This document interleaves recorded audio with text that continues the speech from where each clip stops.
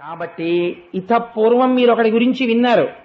ఆవిడ కడుపుతో ఉంటే ఆవిడ కొడుకుడితేనే నేను చచ్చిపోతానేమో అని బెంగెట్టుకుని పిల్లాన్ని ఎత్తుకుపోదామని అలాగే ఎదురు చూసిన వాడు వాడు ఉన్నాడు. ఎవరు వాడు? కంసుడు. మీరు భాగవతం చాలా జాగ్రత్తగా వింటున్నారండి. కంసుడు అంత జాగ్రత్త పడ్డాడు. ఎంత జాగ్రత్త పడ్డాడంటే ఇప్పుడు నేను మళ్ళీ అంతా చెప్పక్కర్లేదు. ఇన్ని జాగ్రత్తలు పడినటువంటి కంసుడు కృష్ణుడు పుట్టకుండా కానీ కృష్ణుడు తనని చంపకుండా కానీ చేసుకోగలిగాడా? చేసుకోలేకపోయాడు. చచ్చిపోయాడా లేదా అంటే రాక్షసుడు అంటే ఎవరో తెలుసా అండి? నేను చచ్చిపోకూడదు అని అవివేకంతో మాట్లాడేవాడు. నేనన్నప్పుడల్లా శరీరాన్ని చూపించి ఇది చచ్చిపోకూడదని చెప్పేవాడు. అన్నిటికన్నా ప్రతిరోజు మనతో మాట్లాడేటటువంటిది ఒకటి ఉంటుంది. శంకరాచార్యుల వారు అంటారు, బాల్యాదిశ్యపి జాగ్రదాదిశు తథా సర్వాస్వవస్థాస్యపి వ్యావృత్తాస్వనువర్తమానమహమిత్యంత స్ఫురంతం సదా.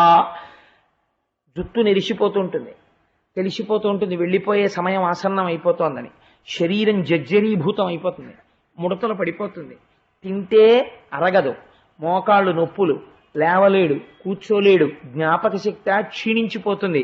అనుకున్నదా జ్ఞాపకానికి రాదు. పెంచుకున్నటువంటి అహంకారమా కొండలంతుంది. ఇంత అహంకారం పెరిగిపోవడం వల్ల వచ్చే మొట్టమొదటి దుష్ఫలితం ఏమిటో తెలుసా అండి? అమాయకత్వం చేతనైనా సరే ఎవరైనా ఓ మాట అన్నారనుకోండి, ఒక చిరునవ్వు నవ్వి వెళ్ళలేడు. ఎందుకనంటే నన్ను ఇంత మాట అంటారా? పొడుచుకు 10 రోజులు కుమిలిపోతాడు. అన్నవాడు వెళ్ళిపోయాడు, అది గొడవ. వీడు 10 రోజులు పడిపోతున్నాడు మంచం మీద. ఎందుకని? You have become so sensitive. నేను ఇంత వాణ్ణిని పెంచేసుకున్నావు అహంకారం. దానివల్ల ఏమైపోతుందంటే వాడు అన్నవాడు సూత్తో కూర్చెళ్ళాడు, నీకు త్రిశూలంతో కూర్చినట్టుంది. వాడు అజ్ఞానం అని మీరు వెళ్ళిపోగలిగారు అనుకోండి, అసలు మీకు జ్ఞాపకం ఉండదు. ఓ పసిపిల్లవాడు అంటే పట్టించుకుంటా ఏంటి? పట్టించుకో. నేను ఒకసారి వెళ్ళిపోతుంటే ఓ పిల్లాడు క్రికెట్ ఆడుకుంటూ గవో పరిగెత్తుకొచ్చి టైం ఎంత అయింది అంకుల్ అన్నాడు. నేను చూసి 5:05 అన్నాను. నీ మొహం అప్పుడే 5 ఎక్కడ అవుతుంది అన్నాడు. అంటే వాడికి ఆట కట్టేయాలని వాడికి బెంగ కడుపులో. అందుకని నేను 5:05 అయిందని, నీ మొహం అప్పుడే 5 ఎక్కడ అవుతుంది అన్నాడు. నేను వాడు ఆర్తి అర్థం చేసుకుని, ఓహో 5:00కో 5:15కో వీడిని చదువుకోవడానికి ఇంటికి వచ్చేయమని ఉండుంటారు వీళ్ళ అమ్మగారు నాన్నగారు. వీడు 5:05 అంటేనేంటి 4 అని ఉంటే నేను అంకుల్ థ్యాంక్ యూ అన్నవాడు. సో వాడి పిల్లవాడు, వాడి అజ్ఞానం అని వీడి ఎంత ఆ బాధలో వాడినో నోర్మి 5:05 ఎక్కడ అవుతుంది అన్నారా అని ఒక నవ్వుకుని వెళ్ళిపోయామనుకోండి, చాలా సంతోషంగా.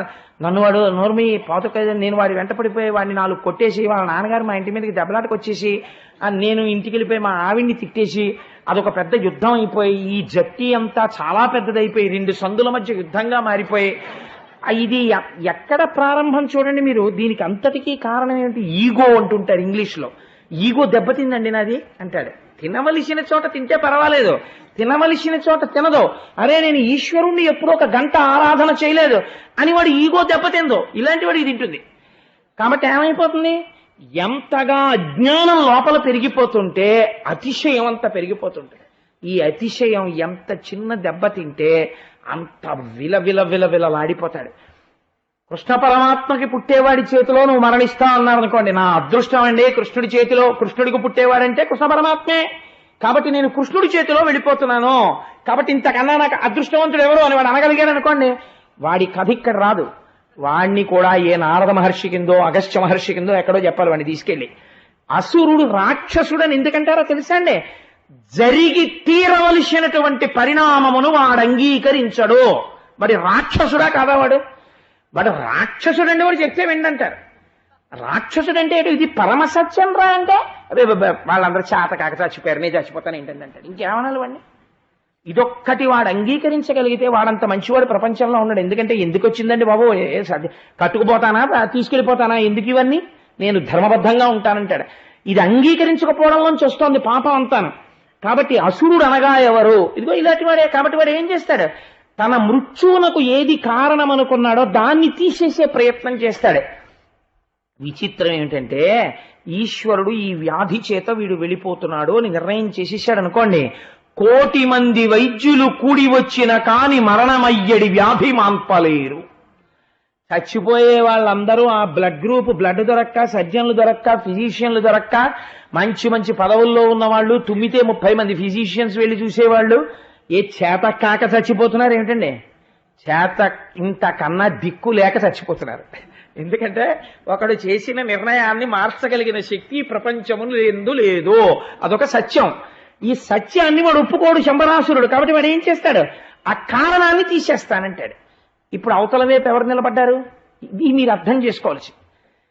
వీడు చావడానికి ఆయన వచ్చాడు, ఆయన్ని తీసేస్తానని వీడు అంటున్నాడు. అటువైపు ఈశ్వరుడు ఉన్నప్పుడు అది పోతుందా? అది తీసేయమంటే తీసేస్తారా? జ్ఞానం ఏమంటాడో తెలుసా అండి?